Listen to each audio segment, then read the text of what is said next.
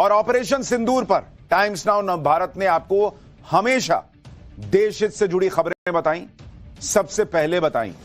और आज भी पाठशाला में ऑपरेशन सिंदूर पर हम सबसे बड़ा खुलासा करने जा रहे हैं। आज ऑपरेशन सिंदूर की सीक्रेट फाइल्स हम खोलने जा रहे हैं। पाकिस्तान की पिटाई तो सब देख चुके, लेकिन इस पिटाई की प्लानिंग कैसे हुई थी, इस प्लानिंग के बाद एग्जीक्यूशन कैसे हुआ था, एक्शन कैसे हुआ था, इसकी एक्सक्लूसिव डिटेल आज पाठशाला में हम आपको दिखाने जा रहे हैं। यानी ऑपरेशन सिंदूर प्रधानमंत्री नरेंद्र मोदी के दिमाग में कब आया था और कहां तक पहुंचा, कैसे पहुंचा, वो डिटेल जो आपने आज तक नहीं सुनी। और ये एक्सक्लूसिव डिटेल्स हमने टॉप सोर्सेस से जुटाई हैं, क्योंकि इस तरह के जो ऑपरेशंस होते हैं उनकी कोई फाइल्स किसी के सामने नहीं आती बॉस। ये सारी जानकारियां सोर्सेस के हवाले से मिलती हैं, आपको जुटानी पड़ती हैं, कोई फाइल खोलकर नहीं रख देता। ये सारी जानकारी उन्हीं लोगों को पता होती है जिन्होंने ऑपरेशन को करीब से देखा होता है, उसकी प्लानिंग और उसके एग्जीक्यूशन को देखा होता है। हमारे पास ऑपरेशन सिंदूर की हमारे टॉप सोर्सेस के हवाले से ऐसी ऐसी डिटेल्स आई हैं जिनके बारे में अब तक देश नहीं जानता। हमारे पास ऑपरेशन सिंदूर की ऐसी ऐसी जानकारी है जिन्हें सुनकर पूरा देश चौंक जाएगा, क्योंकि आज पाठशाला में हम आपको बहुत कुछ ऐसा बताने वाले हैं जो देश को नहीं पता। पहलगाम हमले के कितने घंटे के अंदर ही पीएम मोदी ने पाकिस्तान पर एक्शन को हरी झंडी दे दी थी। आज हम आपको बताएंगे कि पीएम मोदी ने कैसे पाकिस्तान पर हमले की पूरी प्लानिंग फाइनल की थी। हम आपको बताएंगे कि पाकिस्तान पर हमले के लिए कितनी सीक्रेट मीटिंग्स हुई थी। पाकिस्तान पर हमले के लिए भारत के पास प्लान ए, बी, सी कितने प्लान तैयार थे और वो प्लान कैसे बने थे। आज आपको बताएंगे कि ऑपरेशन सिंदूर के प्लान को आखिरी वक्त में क्यों बदल देना पड़ा था। आज आपको बताऊंगा कि भारत ने पाकिस्तान के एयरबेस के साथ उसके कितने फाइटर जेट तबाह कर दिए जिनके बारे में दुनिया को अब तक नहीं पता है। आज पहली बार आपको पाठशाला में पता चलेगा। आज आपको बताऊंगा कि 90 मिनट में ऐसा क्या हुआ था कि पीएम मोदी ने सबसे फौलादी फैसला ले लिया था। आज आपको बताऊंगा कि पाकिस्तान के परमाणु अड्डे फोड़ने का सच क्या है। आपको यह भी बताऊंगा कि बहावलपुर में जब जैश के हेडक्वार्टर पर हमला हुआ था उस वक्त मसूद अजहर कहां था और उसका क्या हुआ।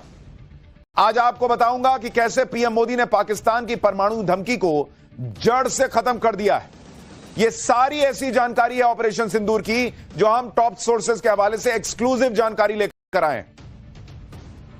और आज ऑपरेशन सिंदूर की शानदार कामयाबी दुनिया देख रही है, लेकिन इस ऑपरेशन के पीछे क्या क्या हुआ पहली बार दुनिया देखने जा रही है।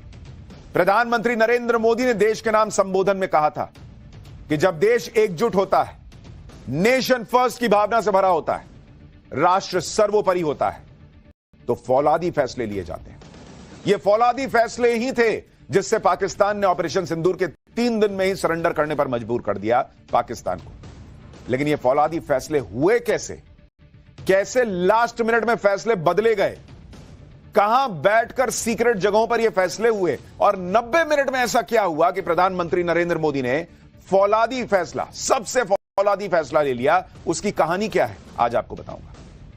एक एक डिटेल आज पूरे देश को हम बताने जा रहे हैं और शुरुआत शुरू से कर रहे हैं। आपको याद होगा कि जब पहलगाम अटैक हुआ था तो पीएम मोदी सऊदी अरब में थे और उन्हें वहीं पर पहलगाम अटैक की जानकारी मिली थी। लेकिन वहां हुआ क्या था वो आपको हम बताते हैं। हमारे टॉप सोर्सेस के मुताबिक सऊदी अरब में ही पीएम मोदी ने आतंकियों को जवाब देने का फैसला कर लिया था। सऊदी अरब में बैठे बैठे इसकी प्लानिंग और टाइमिंग रणनीतिकारों के लिए छोड़ दी गई थी। यानी जिस दिन ऑपरेशन माफ कीजिएगा अटैक हुआ था पहलगाम में, उसी दिन ऑपरेशन सिंदूर की नींव पड़ गई थी प्रधानमंत्री नरेंद्र मोदी के दिमाग में। वहां सऊदी अरब में विदेश मंत्री एस जयशंकर मौजूद थे। एनएसए अजीत डोभाल जो है वो प्रधानमंत्री से यहां उनके लौटते ही मिले थे। यानी प्रधानमंत्री ने ऑपरेशन सिंदूर को अपने दिमाग में उसी दिन फाइनल कर दिया था जिस दिन पहलगाम का अटैक हुआ था।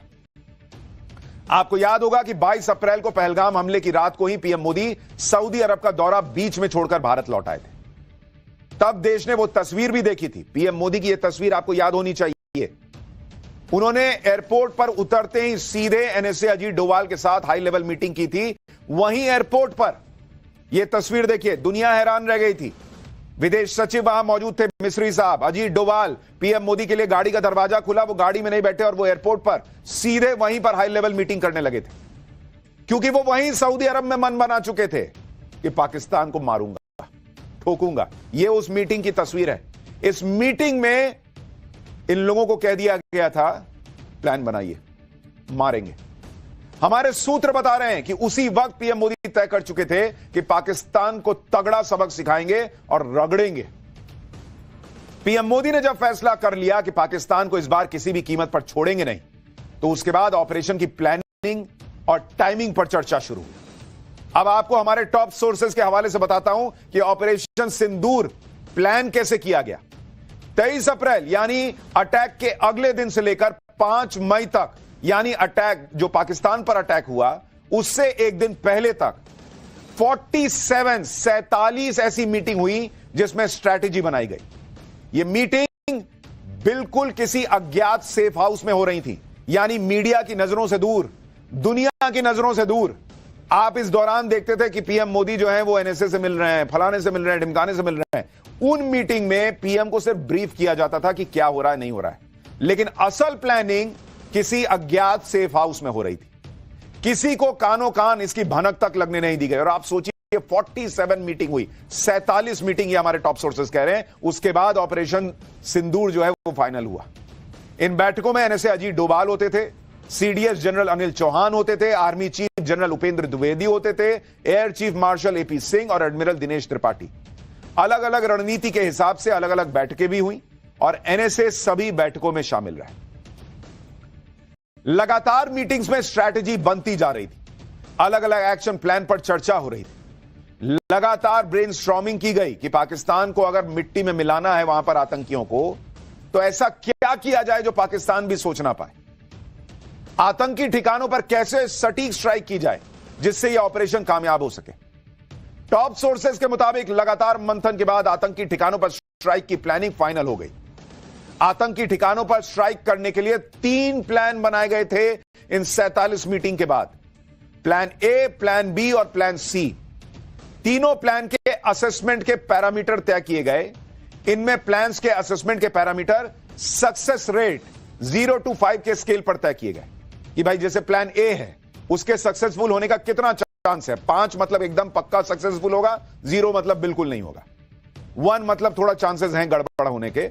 इस तरह से उसको सक्सेस रेट पर इन प्लान्स को बांटा गया कि प्लान ए के सक्सेस रेट इतना है, प्लान बी का इतना है, प्लान सी का इतना है। फिर इसमें मापा गया कि अपने हथियार और उनकी रेंज क्या रहेगी अगर हम प्लान ए के साथ जाते हैं या प्लान बी के साथ जाते हैं या प्लान सी के साथ जाते हैं।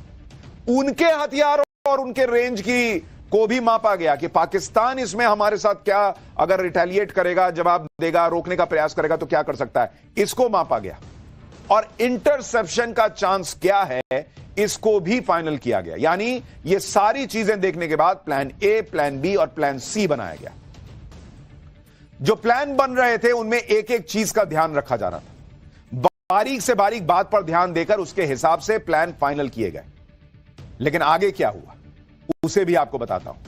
मसूद अजहर के साथ क्या हुआ है, आतंकी मसूद अजहर के साथ, वो तो सुनेंगे तो हैरान रह जाएंगे। लेकिन पहले अभी सिलसिलेवार ढंग से चलते हैं। टॉप सोर्सेज के मुताबिक पहले यह तय हुआ कि प्लान ए एक्टिवेट होगा।